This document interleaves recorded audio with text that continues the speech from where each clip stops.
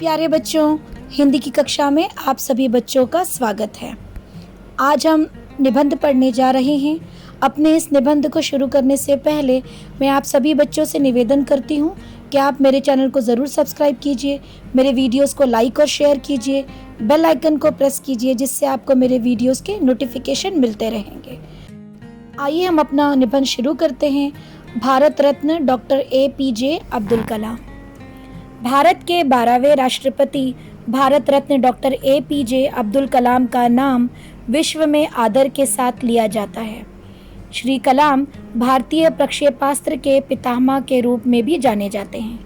महान त्याग और सादगी के पर्याय श्री कलाम ने जीवन में पैसों को महत्व न देकर निरंतर देश में रहकर देश को वैज्ञानिक बुलंदियों पर पहुंचाने हेतु श्रम किया। देश को परमाणु शक्ति से सुसज्जित करने वाले महान वैज्ञानिक भारत रत्न डॉक्टर APJ अब्दुल कलाम का जन्म दक्षिण भारत के तमिलनाडु राज्य के रामेश्वरम जिले के धनुषकोडी गांव में एक मछुआरे परिवार में 15 अक्टूबर 1931 को हुआ था। डॉक्टर कलाम का पूरा नाम अबुल फकीर जैनुल आबदीन अब्दुल कलाम था। इनकी आरंभिक शिक्षा रामनाथपुरम में हुई। विज्ञान में स्नातक की उपाधि तिरुचि के सेंट जोसेफ कॉलेज से प्राप्त की। 1954 से 57 में Madras institute of technology MIT से एरोनॉटिकल इंजीनियरिंग में डॉक्टर कलाम ने डिप्लोमा प्राप्त किया। 1958 में DTD-Ed एयर में बतौर सहायक वैज्ञानिक नियुक्त हुए और इसी वर्ष रक्षा अनुसंधान और विकास संगठन में वरिष्ठ सहायक वैज्ञानिक नियुक्त हुए। यहाँ रहकर ही उनके नेतृत्व में वैज्ञानिकों की टीम ने प्रोटोटाइप होवर क्राफ्ट का विकास किया। डॉक्टर कलाम ने भारतीय अंतरिक्ष अनुसंधान संगठन में 1963 से 1982 तक विभिन्न पदों पर कार्य किया। इसके बाद वे उपग्रह प्रक्षेपण यान टीम के सदस्य बने और जल्दी वे इस परियोजना के निदेशक बन गए। डॉक्टर अब्दुल कलाम के मार्गदर्शन में 1980 में रोहिणी सैटेलाइट का सफलतापूर्वक प्रक्षेपण किया गया। वर्ष 1981 में डॉक्टर कलाम को पद्म भूषण अवार्ड से सम्मानित किया गया। सन 1982 में एक बार फिर रक्षा अनुसंधान और विकास संगठन से जुड़े। इस बार वे यहाँ निदेशक के पद पर आए। यहाँ आने के बाद उन्होंने प्रक्षेपास्त्र मिसाइल विकास के कार्यक्रम को आगे बढ़ाया।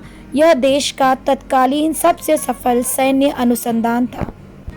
इस योजना के अंतर्गत 10 वर्षों में 5 महत्वाकांक्षी कार्यों को क्रियान्वित करने का लक्ष्य रखा गया था।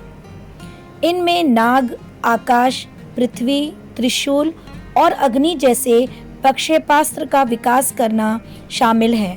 भारतीय रक्षा और विज्ञान के क्षेत्र में अभूतपूर्व कार्य करने के लिए उन्हें 25 नवंबर 1997 को देश के सबसे बड़े सम्मान भारत रत्न से सम्मानित किया गया। 1998 में उन्हें राष्ट्रीय एकता के लिए इंदिरा गांधी अवार्ड से सम्मानित किया गया।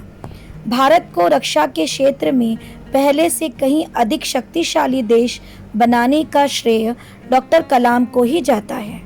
पोखरण में परमाणु परीक्षण की सफलता ने यह सिद्ध कर दिया कि भारत अपने दम पर किसी भी क्षेत्र, किसी भी कार्य को करने में सक्षम है।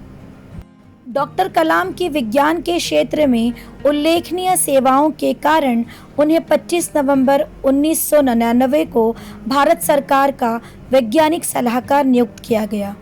वर्ष 2001 तक ये इस पद पर रहे। 25 जुलाई 2002 को भारत का 12वां राष्ट्रपति नियुक्त किया गया। 5 वर्ष तक भारत को आत्मसम्मान के साथ आगे बढ़ने का मंत्र सिखाकर उन्होंने 25 जुलाई 2007 में अपना कार्यकाल पूरा किया। डॉक्टर कलाम अविवाहित रहे। उन्हें शास्त्रीय संगीत से विशेष लगाव था। यह वैज्ञानिक ही नहीं, एक अच्छे कवि भी थे। डॉक्टर कलाम देर रात तक काम करने के बाद भी सुबह सैर के लिए जल्दी उठ जाया करते थे। डॉक्टर कलाम की जीवन शैली बड़ी सरल और स्वभाव सहज था। हम सभी देशवासियों को श्री कलाम पर गर्व है। विश्व के जाने माने वैज्ञानिकों में गिने जाने वाले डॉक्टर APJ अब्दुल कलाम का नाम विश्व भर में आदर के साथ लिया जाता है। आपके अथक प्रयासों से ही आज हमारा देश प्रक्षेपास्त्र के क्षेत्र में विश्व के विकसित देशों की बराबरी कर रहा है। 27 जुलाई 2015 की शाम को डॉक्टर कलाम भारतीय प्रबंधन संस्थान शिलांग में रहने योग्य गृह व्याख्यान दे रहे थे। उसी दौरान उन्हें दिल का दौरा पड़ा, जिससे उनका निधन हो गया, लेकिन वे हमेशा हमारे दिल में जिंदा रहेंगे। धन्यवाद।